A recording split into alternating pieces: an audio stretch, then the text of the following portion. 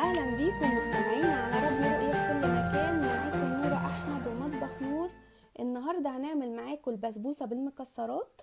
الكل بيحب البسبوسة ومش كتير بتطلع معاها مظبوطة، فانا جايبه لكم النهاردة طريقة جديدة مضمونة هتطلع معاكي احلى من الجاهز لو مشينا على المقادير والخطوات الصح.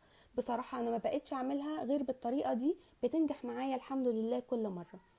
المقادير معانا: كوباية لبن، كوباية سمن، كوباية سكر، نص سميد بسبوسة، نص معلقة صغيرة بيكنج باودر، جوز هند ومكسرات. طبعا المقادير دي هتعمل معانا صينية صغيرة، لو حابين ان احنا نعمل صينية كبيرة هنضاعف المقادير. الطريقة: هننزل باللبن والسمن في حلة على النار، وأول لما السمن يدوب في اللبن هنضيف السكر وندوبه كويس جدا، وبعد أول غلوة هنطفي وهننزل بنص معلقة البيكنج باودر الصغيرة. ما تكتروش بيكنج باودر عشان البسبوسة ما تفرش مننا في الفرن.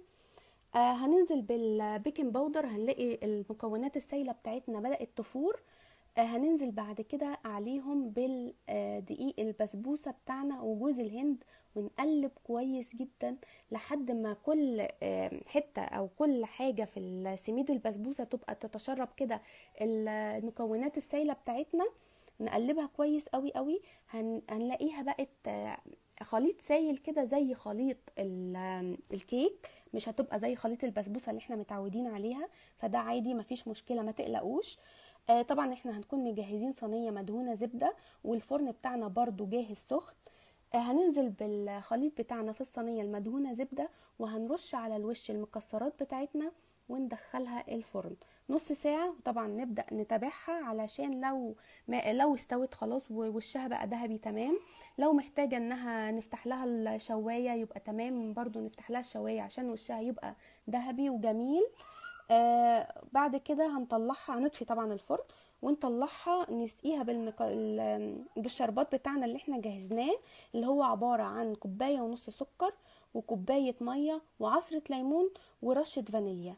آه البسبوسة هتبقى سخنة، الشربات بتاعنا سخن. هنطلع البسبوسة من الفرن نسقيها على طول الشربات السخن. وطبعا احنا طفينا الفرن، هنسقيها كويس الشربات ونتأكد ان هو وصل لكل حتة في الصينية.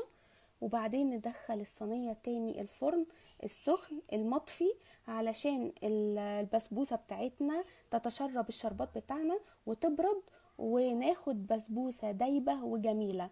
جربوها ان شاء الله هتعجبكم، واستنوني في الحلقة الجاية من مطبخ نور على راديو رؤية مع نورة احمد. مع السلامة.